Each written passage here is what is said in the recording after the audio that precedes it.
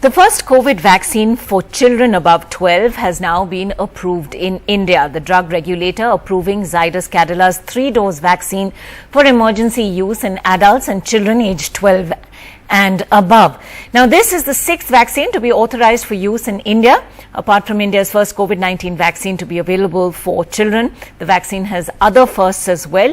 For one, it's based on DNA plasmid technology. Second, it will be administered using needle-free injection systems.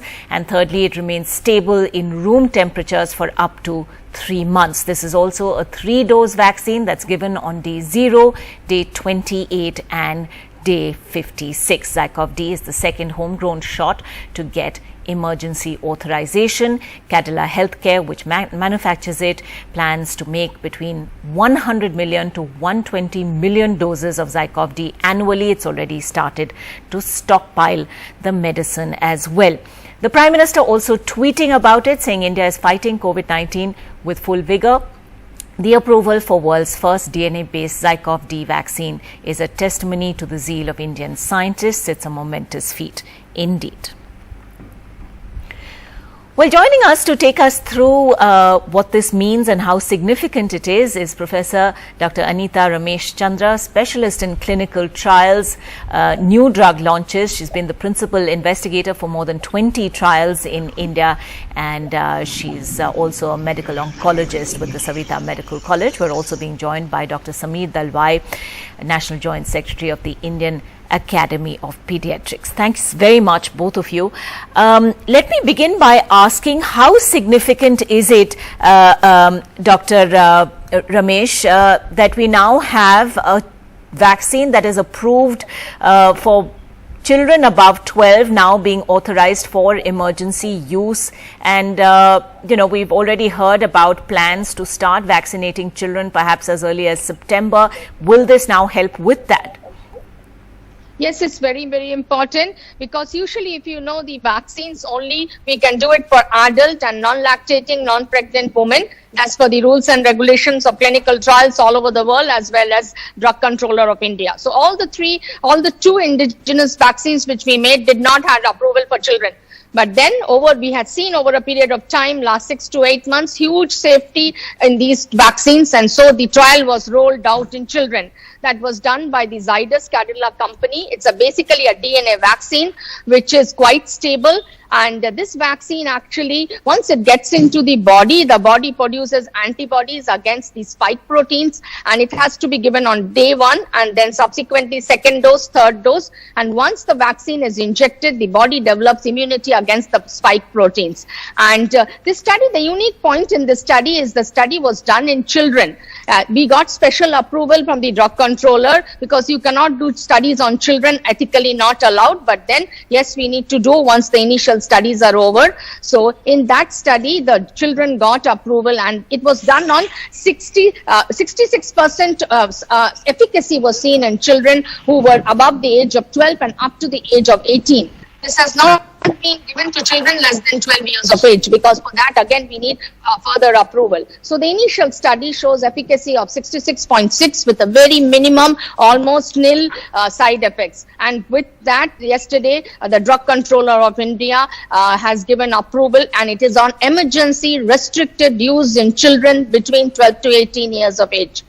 Right. It is basically a 3-dose, and like how you rightly said, it is like a jet. It's not a injection type. So once you put it there, the multiple jet at a very high speed, the DNA plasmid vaccine gets into the body and gets absorbed into the other parts of the body. So you really don't prick the person, and that's a unique technology. And being in India, we are quite proud of it, to have an indigenous, and particularly for children. And it's and the schools are opening very shortly, yes, and that's the need of the hour. We are just waiting for one vaccine that will give it to the children.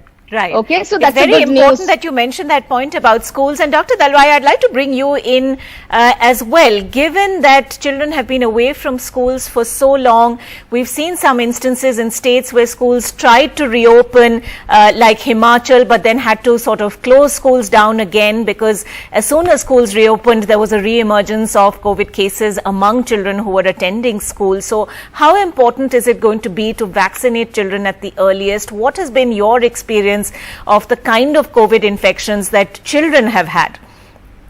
So good morning to all of our viewers and you. We all know that the COVID is not a very severe disease in children, but there are a few issues that we must remember. Right. One is that nobody is really safe unless everybody is safe. So children, though they may not get severe disease, fortunately, they still are part of maybe just continuing to spread in the community.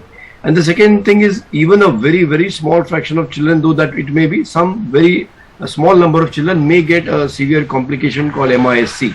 Keeping these two things in mind, the public confidence and the health issues, I think it's very important and a good news that today we have a vaccine for children above 12 as well, especially one that is indigenously developed.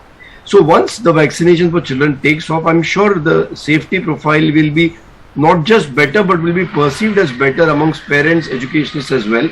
And that would lead to an increasing confidence in schools being reopened. So I welcome this step from the point of view of increasing the public confidence in one, keeping children safe, two, keeping everybody safe, and coming back to daily life with children, especially as far as schools are concerned.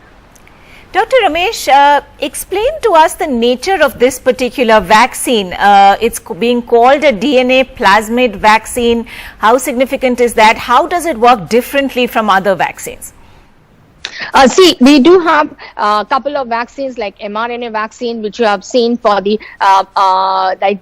Pfizer, Moderna, they are all mRNA vaccine. These are mRNA are very small molecules. They are very fragile molecules, and they are also very, very they get if any extremes of temperature occurs, they get degenerated. So you have to keep the mRNA vaccines at say -20, -70, Pfizer and Moderna respectively. So, but in a condition like India, it is very, very difficult to have those stringent temperature restrictions as far as India and in the summertime is concerned. So that's how the mRNA vaccine works. We also have the inactivated vaccine and the viral vector vaccine, like how you have the Covishield as well as the Covaxins, which is running in India, also indigenously produced. But this is a unique vaccine which has been produced in Gujarat by the Zydus Cadila, and if you see the genetic material, there are two types of genetic material, RNA and the DNA. RNA is the ribonucleic acid and DNA is the deoxyribonucleic acid. And this DNA genetic material which is taken from the virus, and once it enters into the body, it replicates the viral that spike protein. And so whenever a virus infects you, this particular antibody goes and hits it, and you get the antibody antigen reaction. It kills the virus and puts the death. So that's the DNA content. So it's a genetic material which is different that we are injecting into the body. Right. Cancer also, we do have vaccines which are made by DNA and RNA. And one important thing of the DNA plasmid vaccine, it is relatively stable, you know. You can give it at what an Indian temperature is, at the room temperature, it can be kept. And that's a boon for India, because all over India, the temperature is little, like why we are doing good with Covishield and Covaxin, because the temperature is very, very important. Similarly, the Zydus COVID is also a temperature friendly for us. So that's how it is. Right. Dr. Dalwai, do you see specific advantages to this particular vaccine also? And, the fact that it's a 3-dose vaccine, that there's a 4-week gap between each of the doses also makes it a fairly long drawn out process. So, if we're to administer this to children, then we're talking about, at least a 2-month period before they can get fully vaccinated, well, a 3-month period before they can get fully vaccinated. You're right, but by the standards of other multiple dose vaccines, this is actually a much faster and a much more fast-tracked vaccine. It's getting done in 4 weeks. Having said that, whatever is the time required, nothing can, counterbalance the need for safety and efficacy, especially where these issues are concerned. So I think it may take 2 months, it may take 3 months, but at the end of the day, the safety of each of our children, of our population, and actually, to be honest with you, the confidence that parents have, because eventually each parent is going to consider and look for his or her own child. And I mean, that's completely understandable. So I think I'm very happy from the fact that at least we are on the go now for children, and we need to fast track the process in terms of permissions and the other issues. And then going ahead, it's a very welcome step, because as far as children are concerned, they are not back to normal, or they're not back to the world yet. They're still under lockdown. There's tremendous psychosocial impact. At the Indian Academy of Pediatrics, we've been coming out with notes on that, with guidelines on that, how to deal or help children who are in psychosocial trauma, if I may say so, being at home. So this is a very welcome step, and I think we should all welcome it and going ahead, that this will allow us to get our children back to the normal world as soon as possible. Right. Dr. Ramesh, one quick last word from you. How soon do you think this vaccination rollout for children is going to happen, and how important is it to have that in place before schools can be reopened fully? Yes, answering your second question, it is the priority. I think children should not go to school without at least a single dose. You give the single dose and then you go to the school, because mixing again, and we don't want to get into the severe third wave once again. And the children should not be the super spreader, though we know they have done much well compared to this. And secondly, what I see is that the company has said that they are manufacturing 100 to 200 million doses. I think end of September should be a right time for the vaccine to be rolled out, and before the festival seasons in October comes, I think the vaccine should be ready and rolled out in the market. And please take the vaccine and go to school. All right, Dr. Dalai, you had something to add. Yes. I just want to make a quick comment that it is not an international or a standard recommendation everywhere to make vaccines only or the single mandatory thing for reopening schools. And I don't think we must send out that message. Though I have said repeatedly that having the vaccine is going to be a tremendous addition to our armamentarium, but it cannot be made a mandatory condition as such. I mean, we must be careful to tread the lines between the two.